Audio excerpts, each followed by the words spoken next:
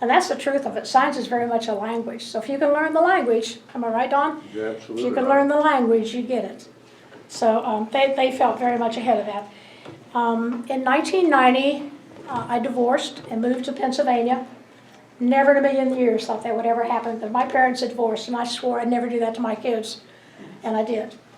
But a lot different way. The boys, John was in pilot training by that time. He was out of the academy, out of grad school, and he was actually headed to pilot training the year that, I don't know if you know anything about Reagan years, but the budget was cut and they did the bank pilot program. So to save money, a lot of these Air Force pilots were banked, and they were given jobs on the ground. So as he puts it, he flew a Jeep for 2 years, and then they brought you back up and put you back into training to freshen you up again. And he went on to fly the B-1. So he was, and I got to sit in the cockpit of a B-1 and a B-2.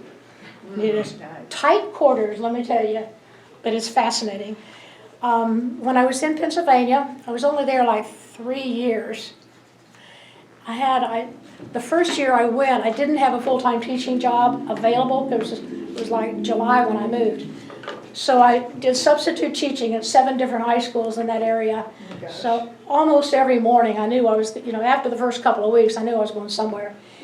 And then second semester, I got a job teaching anatomy and phys, which I really loved. And 2 nights a week I taught at Penn Tech, there's a local community college there, taught anatomy, and still got to fly with the Civil Air guys. That was great.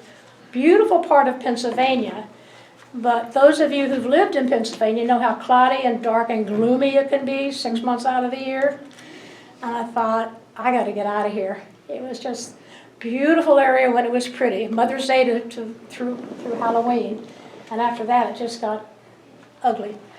So I had a cousin who was a physician in Charlottesville, and he said, honey, we need to get you out of there. It's too gloomy. And I said, I know, but I don't know where to go. And John had said, Mom, come where I'm stationed. I was so tempted. But I thought, I'll no more get there, and he'll be reassigned somewhere. And I can't follow my kids around. But it was very, very tempting, and I came this close to doing it. But the cousin, John, said, honey, why don't you go to Charlotte? Let's go to Charlotte. I said, I don't even know where Charlotte is. Well, I got a map. Let's find it. So I did. Came down and did interviews and ended up teaching for Charlotte Medical Public School and for Central Piedmont 2 nights a week, another community college. While I was in Pennsylvania, 2 of my favorite teaching on the side jobs, I was hired by National Science Teachers to sort of be a consultant. They hired teachers in the area to evaluate a new textbook curriculum that was coming out. So once a month I would go to DC, we'd meet at National Science Teachers office, and we turn in what we'd done the month before. This went on for a year. The month before, picked up the new packet, went home and evaluated it, came back and spent the day together. And I had a dear friend who worked for a senator at that time, and I would stay with her when I was down. But that was a wonderful thing. It paid $1,000 a year, or a month. So each packet I evaluated, I got $1,000 for it. And that went a long way toward paying rent. Also in the summer, I had a wonderful job teaching for Johns Hopkins, but I taught on location in Amherst, Mass. And I taught human genetics to give to the high school kids from around the country. Johns Hopkins offered their classes. I know Saratoga was another option.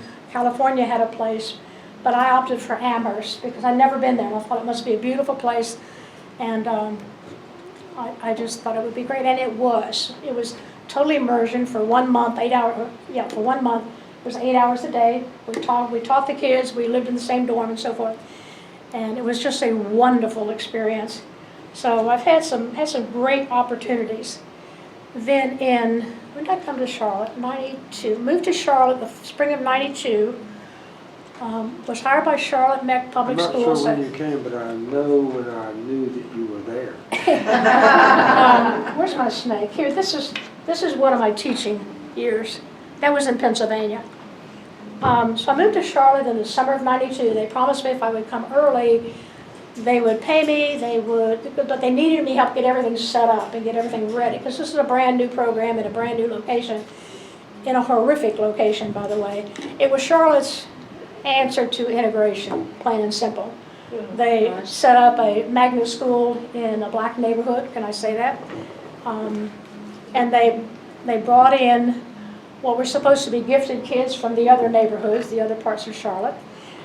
Guaranteed the neighborhood families that at least 30% of the population, student population, would be from the neighborhood.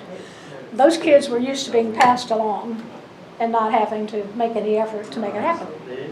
And then they ran into me. So we batted heads a lot. I still remember this one kid, though. He said, I don't know, I'm asking him a question or something, but two of them. One, he said, my last name is Rupp at that time.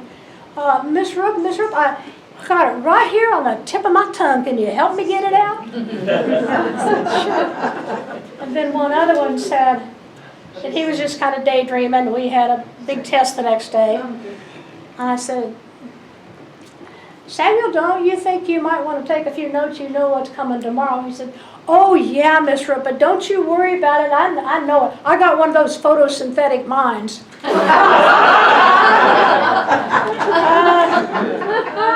I was real glad it wasn't on botany. I've got one of those photosynthetic minds.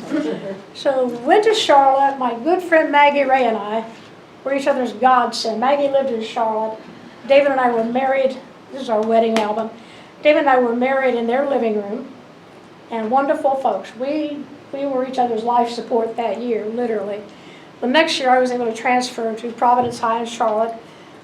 I was under contract to buy a house, and in Thanksgiving of '92, at that time I was riding my bicycle a lot. I did a breakaway to the beach bike ride. They said it was from Pageant, South Carolina to Sunset Beach, a 2-day ride. And I did it. I made it with a ton of other people. But I was running 10Ks at that time. And that's like, what is that, Dave? 6.2?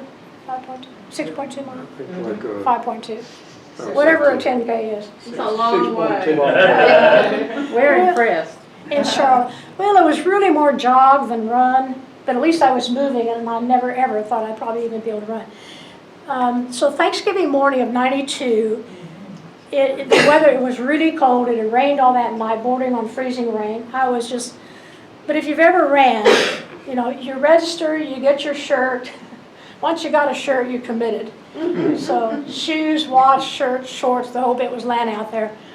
So I get up and I put it on and I go outside and it is freezing. And I thought, I've lost my freaking mind. But I went and ran. David was running, unbeknownst to me, David was running the same race with his friend Eddie.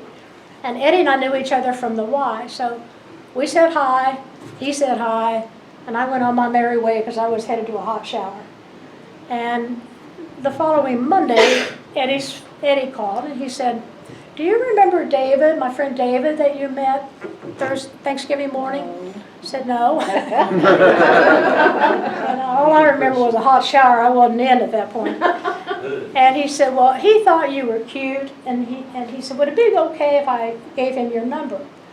I said, Eddie, I look like a drowned rat. Anybody thought that was cute must be really desperate. And I don't know. He said, no, he's a really nice guy. I think you'll like him. So David called me. We double dated with Eddie and Rochelle. Went to a Hornet basketball game on our first date. And the cool thing about David, he liked to read. He's very, very gentle with everything. He loved his mother. Loves his mother still. We lost her. We were married 4 years maybe when Mama died. I adored both my mother-in-laws. Two good things came out of the first marriage: my boys and a wonderful mother-in-law. She was fabulous. But David's mother was a wonderful woman. And he liked to read, not to the level that I did, because I just eat him alive, you know. But he had a really cool Mustang convertible, white with red interior. He was a good dancer. He was a wonderful dancer, shagged like nobody's business. Wonderful shag dancer. And loved flowers, loved the gentle things. I think the thing that sold me on David, several moments you remember, but one, I had a third level apartment at that time. We were coming down, headed out on a date, and David was in front of me. I think you were in front of me. No, you weren't. He was behind me, and he said something, and I turned around. There was this little bug crawling across the steps. And all I could see was David's bass Weegian beside this bug. And I thought, don't you dare. And I didn't say a word. And about that time, he just gently bumped it and got the bug out of the way. And I thought, this is good. His gentle side came really clear. Well, it wasn't long after A that, true David. biologist. Yeah, I dissect him, I cut him up, he bumps him aside. So it wasn't long after that David proposed. And we hadn't dated very long. I said, David, I can't marry you. Why not? What's wrong with me? He said, I don't know you well enough. I just don't know you. Well, what do you want to know? Ask me anything, I'll tell you. Ask my sisters, they'll tell you. And when a brother says that, you're gonna get good answers. But I said it's not a matter of yes and no questioning. It's a matter of comfort and living. And will I really live with this person the rest of my life? And the next thought came to mind. I thought, either he's very decisive and knows what he wants, or I'm in this for life. And if he makes up his mind that quick, I'm not so sure that he is. So a lot of thoughts went through my head. And the next thing was, please keep in mind you're marrying me and not my family. That should have been a clue. But it wasn't. So I met his son, I met his sisters, and I met his mother-in-law and adored her. She was in the hospital at that time with a heart condition. And she drug all the nurses and the RNs, the LPNs Well, once in. we told her that we were getting married, she introduced you to the staff. Yeah, I had to meet everybody in the hospital. This is going to be my new mother-in-law, my new daughter-in-law. So, and she was an avid reader. She loved to read. I loved to read. She loved to garden. I loved to garden. We love our books, our birds, and everything. So I knew that she and I were great. And the fact that he was so close to his mother. David's one of 6 kids, and she should have stopped at 3. She'd have been better. David is the 3rd one. Yeah, he made the cut. Yeah, David made the I cut. have a tendency to agree. But she was a wonderful human being. We lost her not probably 3 years after we were married, I think. So she's a beautiful picture of her in our wedding album. So the other thing I said, well, also, I'm under contract to buy a house. You're going to want to come look at this house, quote unquote, because if you don't like it, you'll be happier somewhere else because I'm buying this house. And I'm not normally that assertive, but I love this house. Well, he loved the house too, and I'm thinking, he gets a wife who has a good paying job and a house. How can you go wrong? Did he lie? So we married in May of '94 in the living room of my wonderful friend Maggie Ray in Charlotte. And I had to go back to school and teach the following week. But we had a wonderful summer, and on it went. The year after we were married, we lost John. John was the second one, this one. And again, John he was flying at that time. He was flying the B-1 out of South Dakota. And one of his best friends, his squadron mate, who was with him when he died, John was running, and they were on a TDY, temporary duty assignment, in Bossier City at Barksdale Air Force Base. And they blew an engine on landing, so they had to wait another day to have an engine brought in. John went out to run the morning they were due to leave. Paul had left to take his sister to work. And John collapsed about a block from the house they were staying. And they took him to the hospital. There was no CPR given at the scene, but they took him to the hospital, and that was on a Monday. And I got the call that he was on life support and non-responsive. And so we immediately went down that evening. And he was with us until that Friday morning, September 2nd. And we lost him. So, superhuman being. And I remember saying, God, no wonder this world is so screwed up. You're taking all the good ones. So we came back, and I tried to go back to teaching at that time. School had been in session about 3 weeks. So I tried to go back, and I just my nerves couldn't do it.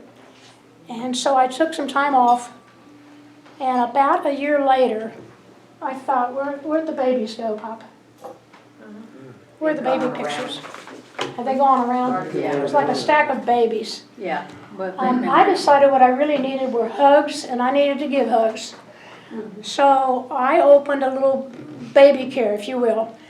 And Austin was my first little guy. They all were 6 weeks old when they came to me, each one of them. And they were each about 8 weeks apart in age.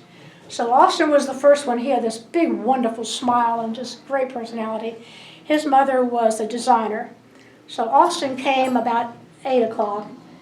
And then I took in, who came next, Pop? Little girl. The designers, yeah, Austin's mom was a CPA. The next one was a designer. And then we took Connor. Connor's mother was a teacher. And then I made the mistake of taking Emma. Now, Emma was the most beautiful baby, big Mickey Mouse brown eyes, beautiful child. She had thrush, and she was a sick little child. And she cried a lot. And the others, they all talked early